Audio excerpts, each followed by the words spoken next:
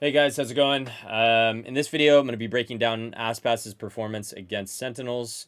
This match took place on April 13th, so what is that, 3 weeks ago, give or take. And he dropped 47 kills on Lotus. Okay, so plus 28, 7 first bloods, 3 first deaths, 239 ADRs. So an amazing game from him. I did not watch this game live. I've seen the highlights of it, but I wanted to go back and watch it on my own time, at my own pace, and kind of really try to see if there's anything that I could learn about his decision making in certain situations, and really understand the risks that he took in this game to have a performance like this. So I wanted to, watch this, make this video first of all to share my findings with you guys. So yeah, the way that I'm going to do that is just kind of like look through a couple rounds here and just talk about some stuff that speaks to me, and things that stood out to me. And maybe these are things that you can apply to your own play style. Maybe you can start making decisions like Aspas, to kind of improve your progression as a duelist player. And I think we'll probably go through this video and we'll find things that don't just apply to duelists, but just apply to Valorant players in general. So, anyways, let's get into actually before I get started in the VOD, thank you guys so much for taking the time to watch the less movement video. It's been my best performing video by far. I really appreciate all the subs, all the likes, all the shares. It means the world to me, and the comments. Eventually I'm going to get to the comments. I want to respond to you guys. I've just been super busy today, kind of overwhelmed by the support. But I will be getting back to you guys in the comments. I do also want to mention that I do offer private coaching. If you go in my Discord, there's some more information about it there. So if anybody's looking to take their game to the next level, regardless of what rank you're at, I mean, I work from players of all ranks. Basically tier two and down. I don't work with any tier one pros at the moment, although I would love to. But yeah, if you guys are interested in private coaching from somebody who's coached at the tier one, tier two level before, definitely hit me up. And there's more info for that, about that in my Discord, and I'll leave the link to that in the description, along with my other socials, my Twitch and my Twitter. I'm streaming every day this month, kind of playing the game, doing some aim training. And if you guys have questions or just want to come hang out, feel free to drop by, say what's up. But yeah, thank you guys so much for the support. Let's get into the video, okay? So, we're not going to watch the whole VOD, like I said. I just want to keep this video around 20 minutes, similar to the one that I did about less. And we'll kind of just watch through the rounds and see if there's anything that pops up to us, or stands out to me rather. Okay. So here we've got standard C control here. This is kind of the newer version that teams have been doing. Instead of doing this Omen one-way smoke over at the corner here, they smoke left of the mound. There's a couple reasons for this. One, it disrupts the line, the deep line. But secondly, if you get kills on mound here, now you can run through main. Oftentimes, if you one-way yourself off, it gets really, really hard for you to push onto the site. It almost acts as a defensive smoke in some ways. This smoke also allows your Omen player and your Raze to satchel in, taking some space, getting really close, and then having supportive Util come over the top. So here, this is just a really good job by Aspas, taking the space with the Util. This is not really a crazy round or anything, nothing so far, but I do want to point out what he does next, okay? So, boom, instantly satchels, takes the space. Okay, 5v3 or 4v3 here. Instantly takes the space, knows that he can take the space, get onto site, wants to throw this nade before this fade comes in to potentially disrupt, because he also realizes the spacing of his team is not super optimal. So here he sees he himself and the fade are close enough to take the C site with the bomb. Killjoy is back here, and Viper is outside a lobby lurking, okay? So he uses the satchel, uses the nade here, gets good positioning to help his teammates get onto the bomb site and get the bomb down. You dumping his Util for more info, creating space for his teammates to get the bomb down. Okay, and really the main thing that I want to point out in this round is that there's no hesitation in the decisions that he's making. There's none. No hesitation. He sees an opening. Okay, we killed 2C. Let me take the site. Okay, I'm going to use... I don't care if my teammate is with me or whatever. I'm going to use my nade. Maybe not the most optimal way, but in the safest way in the moment to make sure that I get on site. And then he proceeds to use his Roomba when he gets to bend, or his Boombot when he gets to bend, to give more info, to see if people are flooding onto the site. And then after that, once they get the bomb down, he understands his job as a duelist is done. He's taken the space. He's gotten the entries. He's secured bomb plant for his team. Now he's just another cog in the machine. And I think this is something I've talked about this in podcasts and other videos in the past that I've done about duelists being able to flip the switch in your brain from going from entry player, kind of risk taker, space creator into just another tradable person in a video game. You go from being a Valorant player to kind of a Counter-Strike player in postplant. And this is something that Aspas does really, really well. He does a really good job of understanding the risks that he's taking, but he takes a lot of risks, but he doesn't fall in love with them. The second that they feel unfavorable, he lives to fight another day because he trusts his decision-making in the moment. He understands that he's a good enough player to create, round-winning plays in different. He doesn't need to take every single timing that's presented to himself if he's faced with resistance. Okay, so that's this round. That's number one. The one thing that I want to talk about, and the focus on this one is no hesitation, and then also being able to flip the switch in your brain as a duelist from being that space creator, that aggressive player, into just being another cog in the machine, another person that's being able to trade and play off the bomb. Okay, so that's round number one. Okay, round number two. It's round 6 here. Here we go for a B exec. This is a round where he again, no hesitation on the timing here. We'll watch it through and then I'll talk about it. Sassy was almost in a one and done. Well, he is still going to be done. Still going to be done. Satchel's in. Calm, that was the one that was able to get the first blood for Leviathan to get a flat. Deny the second half on the spike. They're using more Util for Leviathan. See him here in spawn. He's rewrapping. I'd argue he should get all 3 here, okay? To be honest with you. You should get all 3. If he had a little bit more trigger discipline, I think he does. He doesn't really see the killjoy. He doesn't fully process it, I think. But what is the main thing here? No hesitation. One thing that I noticed watching this entire VOD, it is very, very rare to see Aspas double satchel anywhere. The only time he does it is when he feels like he's like taking a timing. And he'll take pretty much any timing that is like he'll sniff out, he'll dip his toes in the water. He'll see what's good up in heaven.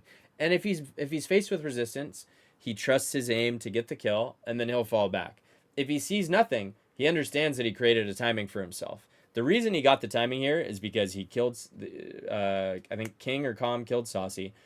It's very, very rare to see like multiple people on B. Generally, people will play retake on B.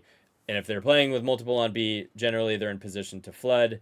And there it looked like Saucy was falling back off the site. So Aspas takes the risk to get into heaven. And then he tells his teammates, I'm sure he's telling them in comms, and I don't know this for sure, yo, stall them link, right? So what do?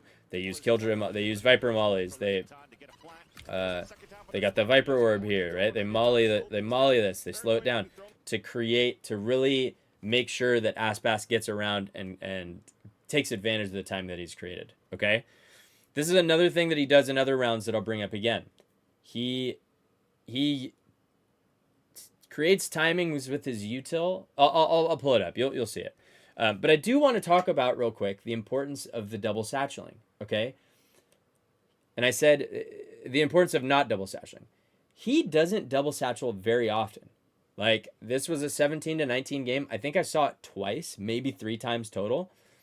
And I think the reason for that, and this is something that I've pushed to my duelist players in the past, is sometimes the space that you get, or the space that you get from double satcheling, will make you kind of an untradeable player. I would much rather my duelist does like a single satchel, slide, like one of the ones on the wall, the slide peek, drags the crosshair so that the second player can now peek in on the same angle, basically, and secure the trade kill, right? A lot of times when you double satchel, you're adding a lot of risk to your play. Now, can you do some crazy stuff? Can you take advantage of certain util combos and get a timing? Absolutely. And that's generally how he uses the double satchels, when he needs to take a timing or when he has the ult. Other than that, it's a lot of single satchel, and it's a lot of satchel for aim punch. And I'll explain that in a clip coming up here shortly. Okay. Next round. 6 to 10 here. This is a retake round. Okay, gets this kill on 10s. Instant reposition.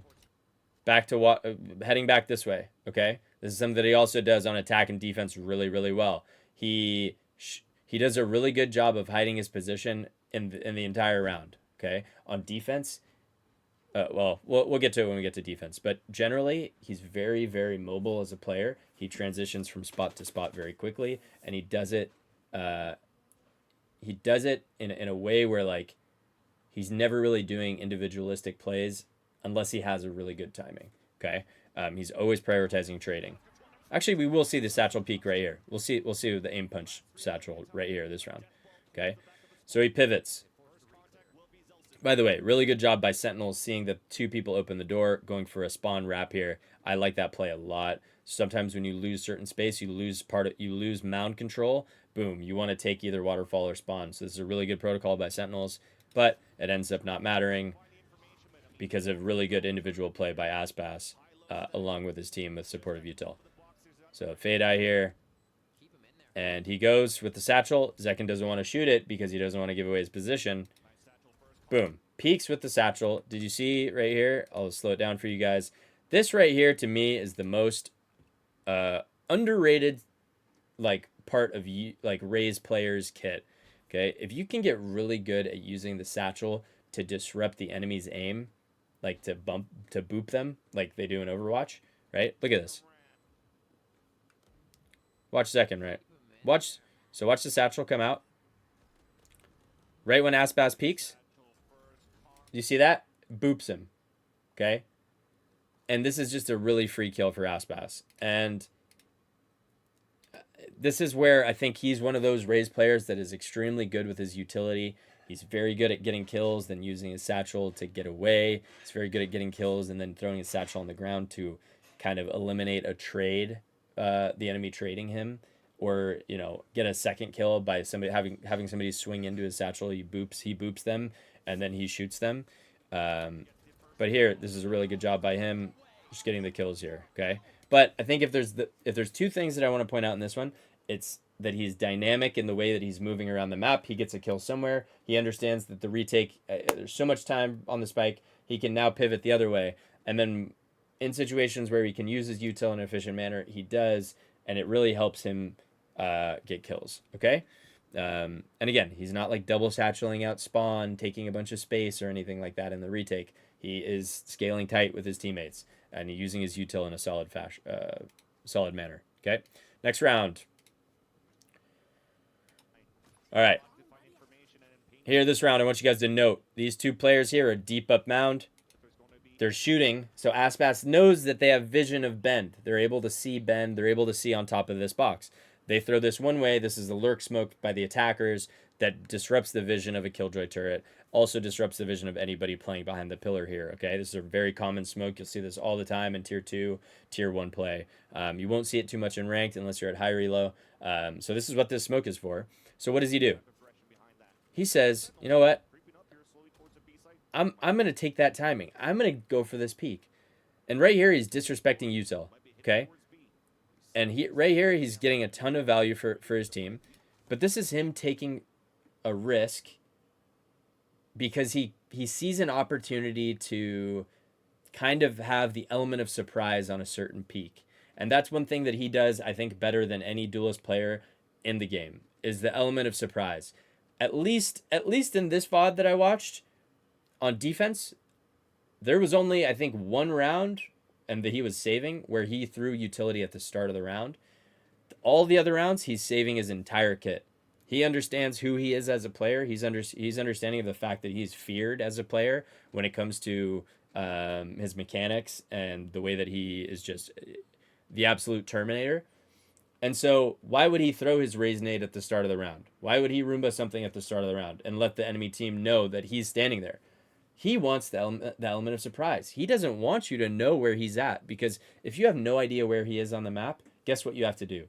You have to make an assumption as an attack-sided team that he could be anywhere. And when you make that assumption, you are respecting the fact that he could be somewhere. And when you respect the fact you respect the fact that somebody could be somewhere, you will use util to clear them out. And when when people are using util to clear out little corners and you're never there, naturally you're gaining a huge advantage on the defensive side. The enemy team is going to have less util for execs. They're going to slow down in the rounds. They're not going to get as much value with their utility. And in doing so, it's just really, really good thing that he does. And it's something that's probably not talked about enough. Okay. So maybe in your ranked games, maybe try these no util openings at the start of the round. If you play Lotus and you're the type of Raze player that throws your nade A at the start of every single round, I want to urge you to stop it. Okay. The nade is one of the best abilities in the game. So can we hold it? Can we have some element of surprise in the way that we're positioning ourselves on the map? I think this is something that you guys need to really take to heart and try to implement into your gameplay, not only as duelist players, but as all different roles. Okay, element of surprise is so important. Okay, anyways, see here, maintaining the element of surprise. Calm goes for a jump spot. Okay, here's a round where Lev lose this round, but I want you guys to see how he creates a timing for himself with his util. Okay, so just a good trade kill here, and a lot of his kills. He's not getting these flashy kills. He's getting a lot of trade kills. He's really good at peeking with his teammates. Is he lucky sometimes that he's not the first one that dies? Absolutely, right? But that's fine. So what he does here, he nades. He knows that they're fade ulted. He nades here, satchels, takes the space that his nade is now created, getting himself some real estate inside this Viper ult. And that's the first thing that you want to do when you're retaking a Viper ult. Is there a pathway into the Viper ult that I can create for myself with Util, with the Sova Dart, with my nade, with my KO Molly, whatever, right? And then that is the path that you take, okay? So here he does a really good job of using his Util kit to give himself a more favorable position. Does he win the round? No, but he gets a kill on 10s, okay?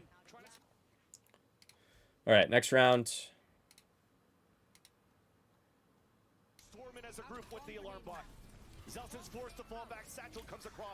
Okay, really good util here. Really good util comboing, right? Nade with the Viper Molly for front sight. Single satchel here, guys. Remember I was telling you guys about this. Single satchel instead of the double satchel to drag the crosshair, but also to take space. Then a deep Roomba paired with the suck. Now, I want you guys to really pay attention to something this round. Look at the timing of all of this stuff. I think most Raze players would do this. They would satchel, instantly pull out their Roomba, and throw it. They wouldn't wait that 1 second for the fade seize, right? Now, this is just another thing. He wants this seize to hit, number one. Then he wants the Roomba to go, so it drags the crosshair so that now he can peek John QT with a favorable fight where John QT is decayed, shooting out a Roomba, and kind of half one-wayed, right? So it's just really good patience, really good timing on the util.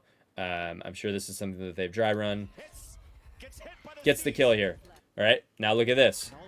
You can't really see it, but you see over here he has his nade, okay? Now you can see on the mini-map here, and I wish we had his POV for these games, guys. It would make it so much easier. You see this nade, right? He throws the nade up into heaven, and that's his nade exploding here, creating a timing for himself in the smoke. He now takes the space in the smoke, okay? And he does this, and he pokes, and he prods, and he's annoying, and he's a little pest, and he's pushing aggressively in certain areas to get kills. Because at the end of the day, the thing that he values most, in my opinion, and I don't know Aspas, I haven't asked this to him myself, but he very much so, in my opinion, values the element of surprise on Duelist. Okay? Now, is this a possibility that he could be up top here? Yes, but he throws the nade and he gets into the smoke, right? So it's like, some could argue that 5v3, this is unnecessary play, and I agree, but he also gets a ton of value doing this through the entire game. And if you play against a duelist that is doing this, naturally you feel very uncomfortable retaking on defense, and you have to use more util to clear out your close corners, and that means you have less util for sight. So I think what he's doing is really, really good, especially if you do it like conditionally throughout the game. Like the start of the half, you're like poking in post plant, you're like poking it into heaven, being really proactive, and then later on you dial it back, right? And don't poke as much. So here he gets up, he clears, gets the kill here, kind of a surprise kill on Zekin. Whiffs the ult here, but that's the round, okay? So a really good round by Aspas. Again, there, if focal points of that round, util comboing, timing of the util, right? and then also using the nade to create space and create a timing for himself in the smoke. Okay, next round. Okay, I accidentally let this one play, I think. Okay, this is a round where he goes from poking area to area. Okay, now this is and this is again the focal point of this is the element of surprise. Okay, you guys have to understand when these guys are playing these LAN matches, right? It's really hard to hear stuff. So audio will get scuffed. Like you can't hear certain footsteps. So it's really hard to tell. It's very chaotic environment. Stress levels are high. Comms are usually generally pretty intense. So if Zekin is standing here in Baby Door or Hobbit or Secret or whatever you guys call it, every team calls this different name, by the way. He's gonna say, yo, raise on me, pushing me, right? Kind of signaling to his Fade player that he needs to take the timing on the other side and potentially go for one, right? On the guy, because they're playing against an Omen, and the Omen is gonna smoke the bomb and he's gonna TP into the smoke. So these guys know this. This is like protocols that they have. Like instantly you see that there's an Omen player alive, you have to play your post plant differently. You need to take a little bit more risk as opposed to playing it standard and safe. So Aspas goes here, shows himself, gets smoked off, Roombas, walks away. And now he's over here. And notice how he's not looking to his right. Okay. Number one, there's a smoke there. Number two, he just created a lot of pressure in that area. And then number three, he's gambling. At the end of the day, in this game, you need to take risks. You need to gamble.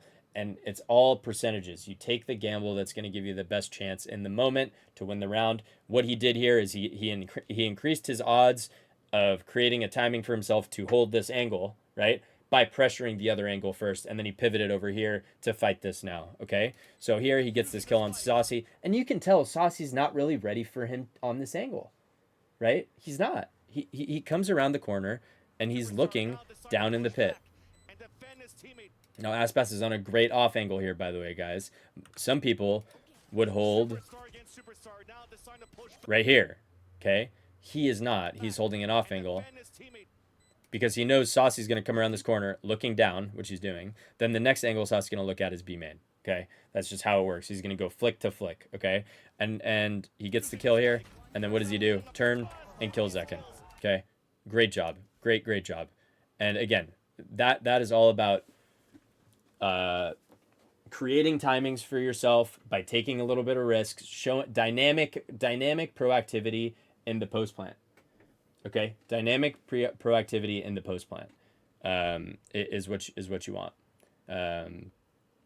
So he pokes one way and then goes to the other. Okay, and if you watch this VOD, there's more examples of him doing this. It's really cool. It's really strong play style. Something that I urge you guys to do in your team environments is to kind of have this approach on certain maps where we poke certain areas, and then we instantly fall back and walk and fight the other side. Anyways, this is the last round that I'm gonna watch, and then we'll end the video here. Hopefully, you guys are enjoying these type of videos.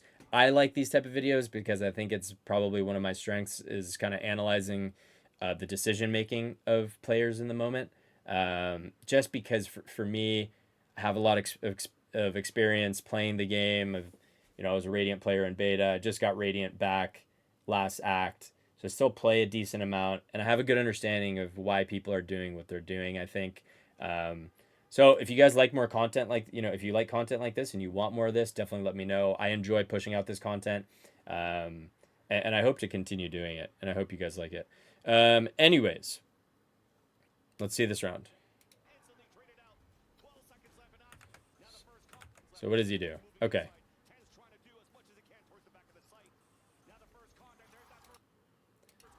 Okay. Just Roomba swing through the smoke. Nothing super crazy. Nothing crazy here. But I want you guys to note the timing at which he did all of this. The timing was really good on the Roomba. He's not forcing the issue. He's not super aggressive. He takes his time. He gets the kill. Instantly taking the timing into heaven, guys. Instantly. Okay? He's taking these risks. He's confident in these risks. He knows that there's a chance that he could die by peeking up here. But he also knows there's a really good chance that he could get a dink, or he could get the kill, or he could get the info, or even if he shows himself up here, he might move away from this position now, right? Because if he shows himself here, the enemy team has to respect that, and they have to approach the post plan a little bit differently. Maybe he shows himself here and then goes to tree instantly. Maybe he shows himself here and then peeks and kills Zelsis. We'll see.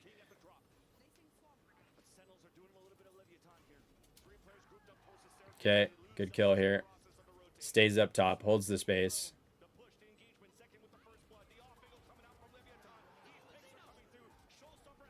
And then ults.